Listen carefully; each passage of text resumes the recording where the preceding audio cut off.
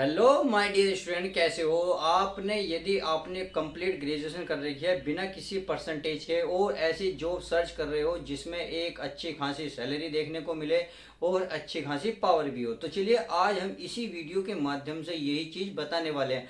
तो वीडियो को पहले तो लाइक कर दो और फटाफट कोई दोस्त हो तो शेयर कर दो। तो पहले देख लेते हैं कुछ इंपॉर्टेंट पॉइंट। अगर मैं इंपॉर्टेंट पॉइंट के बाद या इनके इंपॉर्टेंट इन्फॉर्मेशन की बात करूं तो यह वैकेंसी ऑल इंडिया लेवल की होने वाली है। चाहे आप राजस्थान से हो, पंजाब से हो, हरियाणा से हो, यूपी से हो या आंध्र प्रदेश हो, कहीं से भी हो इस फॉर्म को अप्लाई कर सकते हैं।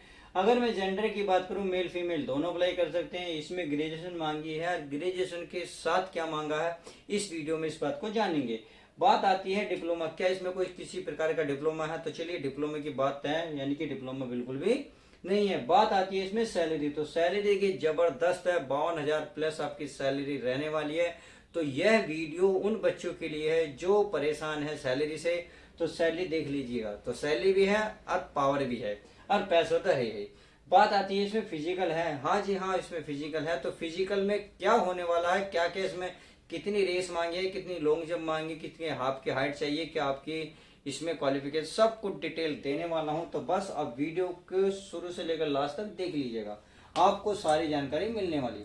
अब सबसे पहले बात आती है इसमें, देखिए जो राजस्थान की तरफ से राजस्थान एसआई यानी कि जो एसआई की जो पोस्ट निकली हुई है उनकी नई वैकेंसी है, उसमें अगर मैं पोस्ट की बात करूं तो देखिए पोस्ट तो ज्यादा नहीं है, बट हमें अगर देखा जाए तो बहुत पोस्ट है, क्योंकि हमें केवल माई डिस्ट्रिक्ट एक पोस्ट चाहिए होती है और बाकी हमें पोस्ट से मतलब नहीं होता। अगर मैं पोस्ट करूं तो इसमें 1015 पोस्ट निकली हुई हैं, समझ में आ गई।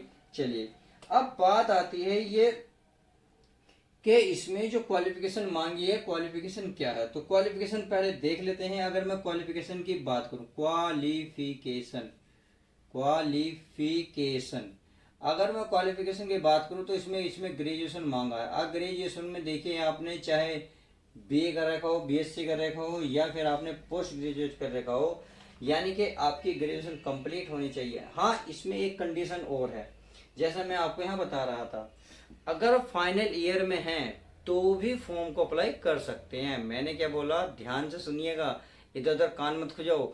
मैंने बोला कि यदि आप ग्रेजुएशन कंप्लीट कर चुके हैं वो तो फॉर्म भर ही सकते हैं, बट जो बच्चे ग्रेजुएशन कंप्लीट होने वाले हैं जो फाइनल ईयर में है वो भी इस फॉर्म को अप्लाई कर सकते हैं। इसमें इन्होंने ये कंडीशन नोटिफिकेशन में दे दी है, यदि आप फाइनल में है तो फॉर्म भी अप्लाई कर सकते हो। बात आती है इसमें एज कितनी है, चलिए एज की भी पहले बात कर लेते हैं। एज इसमें देखिए सबकी अलग अलग दी है। अगर मैं बात करूं जनरल वालों के लिए तो इसमें 20 से लेकर 28 साल इसमें छूट सहित है, समझ में आ गई। अगर मैं ओबीसी की बात करूं यानी कि ओबीसी वालों की, तो इसमें आपकी 20 साल से लेकर 33 साल के बीच में है। अगर मैं एससी एसटी वालों के लिए बात करूं तो इसमें भी आपकी 20 से 33 साल रहने वाली है, यानी कि एससी और एसटी वालों के लिए 20 से 33 साल रहने वाली है।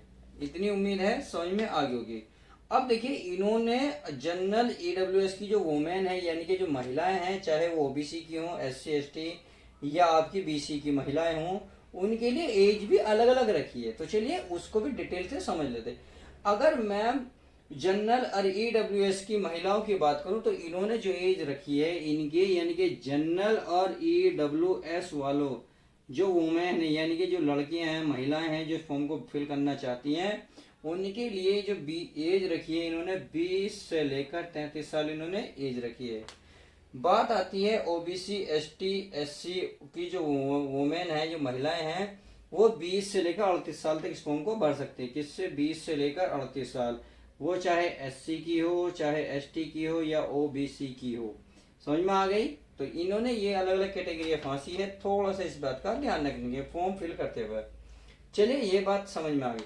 अब बात आती है सर ये अप्लाई कब से है, तो चलिए अप्लाई को भी डिटेल से समझ लेते हैं। अप्लाई ज़्यादा नहीं है, बहुत जल्द चालू होने वाली है। अप्लाई की बात कर लेता हूँ। अप्लाई जो है ये 10 अगस्त से चालू होंगी, 10 अगस्त, यानी कि अभी टाइम है। अभी ध्यान से वीडियो को कंप्लीट देख लो, जो कोई दोस्त हो तो फटाफट शेयर कर दो, ताकि जब ये फॉर्म निकले यानी कि इनकी डेट चालू हो फॉर्म भरने की तो आप तुरंत इस फॉर्म को अप्लाई कर दें। बात 10 अगस्त है। अगर मैं लास्ट डेट की बात करूं तो इसमें 8 सितंबर तक की आती है, 8 सितंबर। चाहे ऐसे लिख लो या बिंदी लगा लो, जैसी तुम्हारी मर्जी। समझ में आ गई? यानी कि 10 अगस्त से 8 सितंबर के बीच में इसका लगभग फॉर्म चालू रहेगा। लगभग आप 1 महीना कह सकते हो। उम्मीद है ये बात अच्छे से समझ में आ गई होगी। अब चलिए आगे देख लेते हैं। अगर मैं आगे बात करूं इसमें किसकी, आपकी सिलेक्शन प्रोसेस की। चलिए सिलेक्शन प्रोसेस को समझते हैं। सिलेक्शन प्रोसेस, ये रहा सिलेक्शन प्रोसेस। तो इसको इसको रफ कर दें। चलिए इसको रफ कर देता हूँ। सिलेक्शन प्रोसेस को अच्छे से समझते हैं। तो हमने पोस्ट के बारे में बात करी, अप्लाई के बारे में बात करी, क्वालिफिकेशन के बारे में बात करी, एज के बारे में बात करी। अब बात है सिलेक्शन प्रोसेस। तो सिलेक्शन प्रोसेस में आपको प्यारे बच्चों रिटिन एग्जाम होगा। क्या होगा? आपका एक रिटिन एग्जाम होगा। रिटिन एग्जाम जो है आपका ऑब्जेक्टिव टाइप में होगा। क्लियर है? अब उसके बाद अगर आप इसको क्वालिफाई कर लेते हो तो आपका प्यारे बच्चों फिजिकल होगा। फिजिकल तो मैंने जैसे कि आपको बताया था फिजिकल होगा। जी हाँ, इसमें फिजिकल होगा। तो हम रिटर्न की भी बात करें, रिटर्न एग्जाम की और फिजिकल भी। पहले देख लेते हैं हमारा जो सिलेक्शन प्रोसेस कैसे रहेगा। पहले रिटन एग्जाम होगा, फिर फिजिकल होगा, फिर आपका माय डियर स्टूडेंट इंटरव्यू होगा। इंटरव्यू के बाद आपकी फाइनल मेरिट लगेगी और जब आपका सिलेक्शन हो जाएगा। तो चलिए अब समझ लेते हैं। अगर रिटन एग्जाम की बात आती है तो रिटन एग्जाम में जो रिटन एग्जाम है उसमें कितने क्वेश्चन कैसे आएंगे।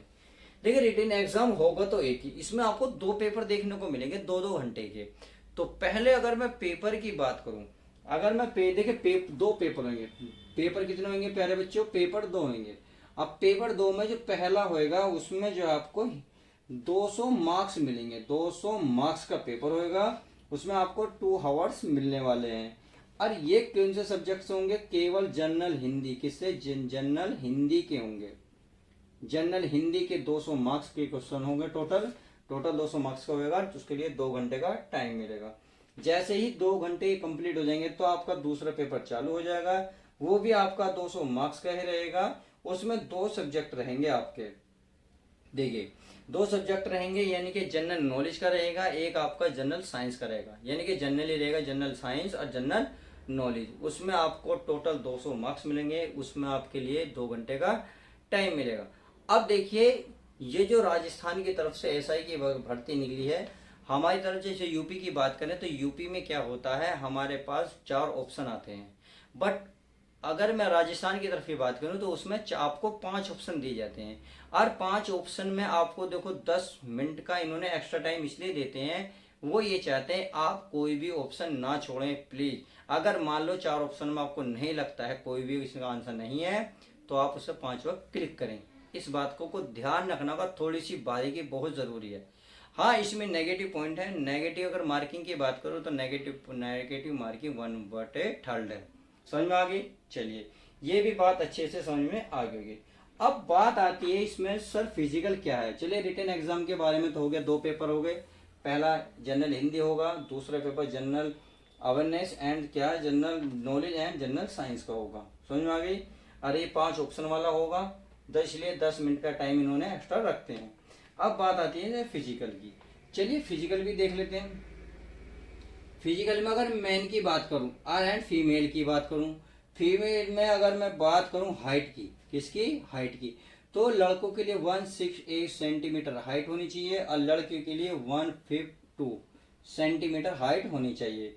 अगर बात आती है इसमें चेस्ट की, यानी कि चेस्ट, अगर लड़कों की चेस्ट की बात करें नॉर्मल तो 81 होनी चाहिए और फुलाने के बाद 86 हो जानी चाहिए।